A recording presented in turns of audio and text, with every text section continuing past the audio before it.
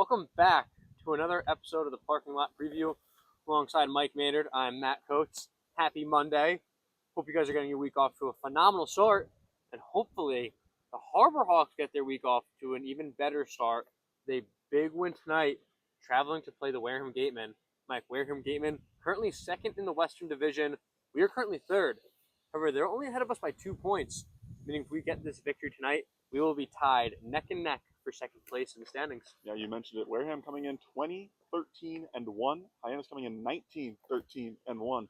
Very close in the standings. This should be a huge game with big playoff implications tonight to see how the seeding plays out at the end of the season. Like you said, traveling to Wareham tonight. The Harbor Hawks struggling on the road. Hopefully can come away with a win tonight to hopefully propel them up to second place, which we haven't seen the Harbor Hawks up in first place in a little while now, sitting at third for a majority of the season. And it'd be good to get back there tonight with a win. Certainly, Mike. And heading into this game, it's an interesting situation. I want to say the Harbor Hawks have momentum, having won 2 straight games heading into this. But yesterday was a make-up game from a rained-out game against Chatham. That game got rained out. The day before that was Saturday. That was the All-Star game. Good performance by the Hawks there, though. But then you have to go all the way back to Friday for the last time you played. 2 off days for the Harbor Hawks as a whole. Not something you see a lot of in the Cape Cod Baseball League, Mike. Yeah, hopefully that doesn't play too much of a factor into getting cold. Hopefully you can continue momentum. You mentioned it. A few All-Stars got to play 2 days ago, but other guys maybe not getting to play for a few days. Hopefully been at the field, getting their work in, staying warm, staying loose, and hopefully can come away with success tonight. But you mentioned it. It's unprecedented to see this. I mean, I guess usually there would be a 2-game All-Star break. But so not in this manner. Yeah, we weren't expecting to get that 2-game All-Star break after the rain out. You mentioned the first time, and the second time obviously created that 2-day break. So hopefully the Hawks are able to continue off where you mentioned they left off with a win on Friday against Brewster. That would be a good place to bounce off of that game and continue in the right direction. Certainly, Mike. And when we flash back to that All-Star game, the Hawks left their mark. 9-8 victory for the West. That coming from a Kane Kepley walk-off in the bottom of the 9th inning. Not to mention all 3 Harbor Hawks batters, Kane Kepley, Eric Snow, and Michael Natalo, registered hits in this All-Star game. Congratulations to those 3. Aaron Savory with a solid start, pitched 1 inning. And Casey Hintz came in. He only got 1 out, Mike, but he registered the victory. Wow, big game for Casey Hintz. Unbelievable when you can get in and have a short stint like that and still come away with a W on your record sheet there. Good for him and the rest of the Hawks, as you mentioned. A lot of hits. They're showing off that this team means business. This team is not no slouch. Obviously, Sean Fitzpatrick also named an All-Star, not here to play in the game, but I'm sure he would have had a great game as well. But you mentioned it. Everybody had a great game. Good for the Harbor Hawks to really show the rest of the league that they mean business and that they're a team to be reckoned with here at the end of the season. But also good for that momentum, as we touched on before. Good for that momentum to keep going forward, and hopefully the success continues. But Kane Kepley's hit was huge. Obviously, the walk-off to get the win for the West. You saw the video, I'm sure. Yes. I don't know if you did. Hopefully you guys did. Check out the Harbor Hawks Instagram. The video's up there. Phenomenal work. Great video. Kane Kepley looks so happy to bring that home. Hopefully that creates some confidence for him and the rest of the guys as well, seeing that guy in the orange jersey come through in that big moment. So, again, very big game for the Harbor Hawks in that All-Star game. Hopefully continue momentum today. Certainly, Mike. Hopefully we continue that momentum. But we're going to need more than those 5 guys tonight. We head to Spillane Field to take on the Wareham Gatemen. Currently, we're up 2-1 on the season series. We'll play them tonight. And then again, I think the third to last game of the season. Still 2 more matchups against them. Both will be crucial, I'm sure, as playoff seeding shakes out. Mike, 3 very interesting games. We look at the scoring. The first 2, we lost the first one 6-11. Then we won 12-5. Almost identical scores, just flipped. And then most recently, we played them right here at McKean Park on July 5th. Won that game 8-7. Very close game. So really interesting how these 3 have shaken out so far.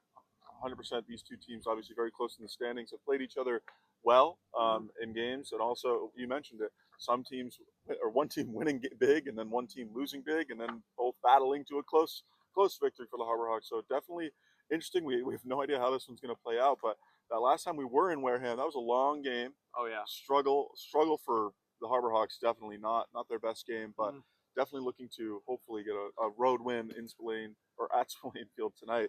Definitely a tough game for them to look back on and hopefully not reiterate that performance, because definitely one to forget. But you mentioned it, Hawks up 2-1 so far against a team that really this is going to matter. This is a team that you're probably going to find in the playoffs at some point, or at least have a good chance to. So definitely a team that you can get a win tonight, learn some things about their squad. That'd be a good thing moving forward.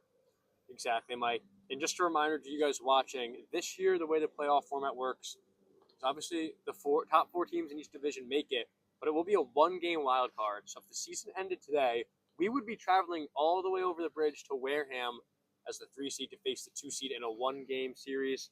Obviously, Hawks much better at McKeon Park. We would like to force the Gatemen to make the long drive over here, face us on our home turf where we feel so comfortable. So once again, reiterating, Mike, how important this game is tonight. Yeah, exactly. Because once you get through that first round, no matter the seeding, you at least get 3 games after that first round of the playoffs. So definitely home field advantage, getting that 1 or 2 seed for that first game, especially for the Harbor Hawks who have been so good at home, is crucial. So this is another huge game tonight. But once you get past that, you get that second round, you at least get 1 home game there. But still, the higher the seed, the more home games you get. And for the Harbor Hawks, that's going to be key moving forward. Exactly, Mike. And it's been a few days, but let's take a little rewind, flashback to Friday. First, for the Harbor Hawks' most recent matchup.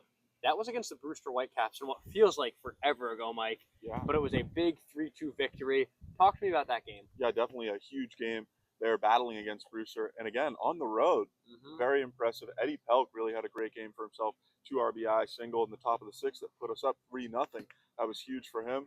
The Bats really didn't necessarily show their best game, but the pitching staff, again, has just been unbelievable, only surrendering 2 runs.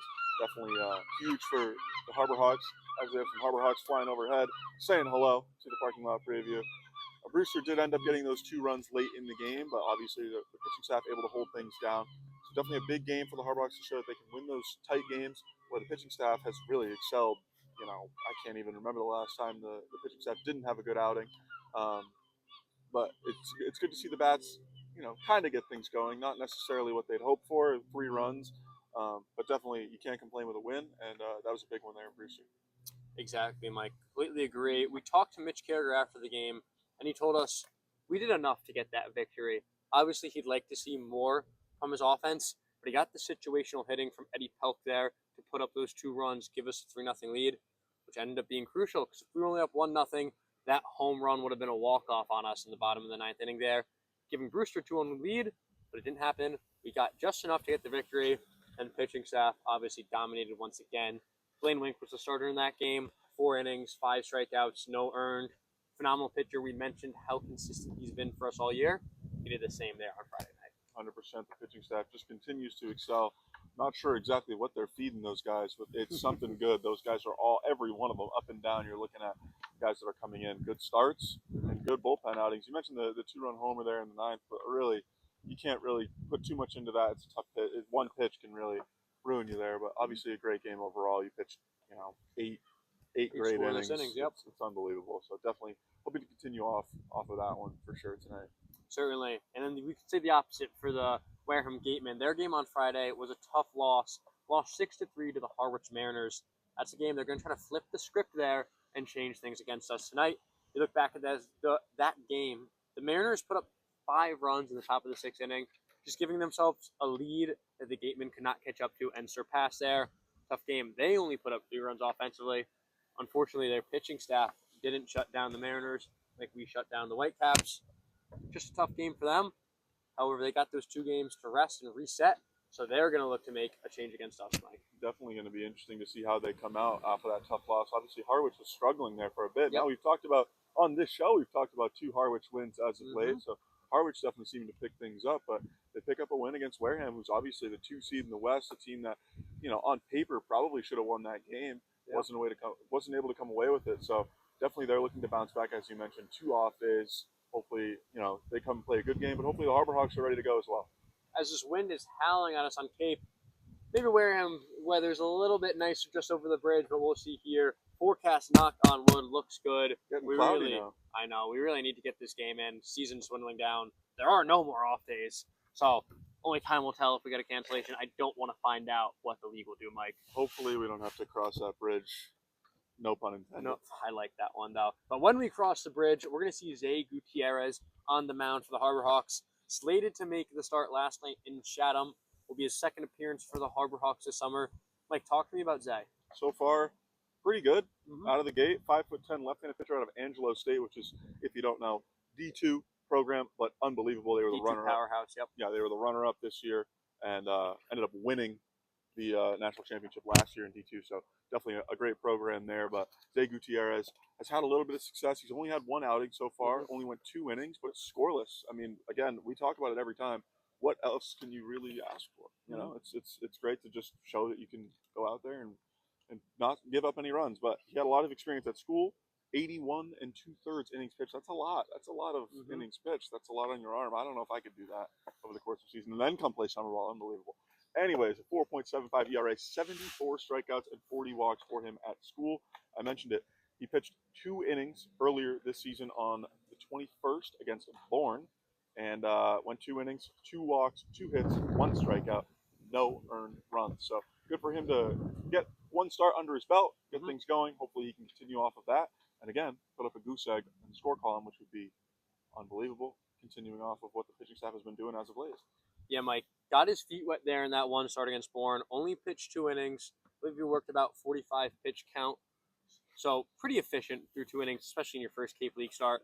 Tonight is a very interesting one because obviously you'd like to see him get more depth into that game, pitch 3, potentially even more innings. But luckily for the team, the bullpen is very well rested. Yeah. So if you mentioned that high inning count at school, if you have to keep it short, he can only pitch 2 innings tonight. That's okay because we should have the healthy arms to go on after him and get you the rest of that game. So we'll see. Maybe he'll give us some depth, but if not, I'm sure we have the rest of the bullpen to help make up for that. 100%. I think the 2 off days we mentioned it could make guys cold, a little bit rusty maybe, but the pitcher should be fresh, should be ready to go. Obviously, they're used to getting off days here and there, so should have the arms ready to go. And again, if they're necessary, should come in handy tonight. Like ironically, the guy throwing for the Wareham Gatemen tonight has more experience as a Harbor Hawk than does Zay Gutierrez. That's because Darren Horn is throwing against us. You guys were here last year. You'll remember that name. Phenomenal pitcher for us in the 2023 season. Coastal Carolina product. He tore his labrum this fall, so he pitched no innings in 2024 for the Coastal Carolina Chanticleers, I believe. But so far in Cape, Mike, absolutely dealing. So far, yeah, this year, having a lot of success. 4 games, 4 starts, 13 innings pitched, a 0.69 ERA. That's not a lot of runs. Nope. Not a high earned run average there. 10 strikeouts as well to go along with 5 walks. So really has had a lot of success. As you mentioned, the spin rate king from last year. Super high spin rate on his pitches. But yeah, Darren Horn pitched last year with the Harbor Hawks, so maybe a bit of a familiar face for Eric Snow. Yeah, that's it. But outside of that, this is going to be a tough matchup. This is a good pitcher. You mentioned it didn't really get to pitch at school, but he's had the experience on Cape. He's definitely coming ready to play tonight. I guarantee you, he'll probably go out there and have a pretty good start. So it'd be good to maybe get to him early, get some base runners on, maybe get him off his game. But only time will tell. Certainly going to hope for that. We saw another former Harbor Hawks pitcher earlier in the season. That was Hayden Frank with the Falmouth Commodores. Another great pitcher who had a great Cape season. But we were able to get to him a little bit. I think we got 3 runs over 3 or 4 innings pitched from Hayden Frank. If we could do the same thing here tonight against Darren Horn, that's a complete victory. He's only given up 1 run so far this summer. He's been phenomenal. Hopefully Ray Korn remembers his pitches and can teach this offense what to do a little bit beforehand. But only time will tell, Mike. 100%.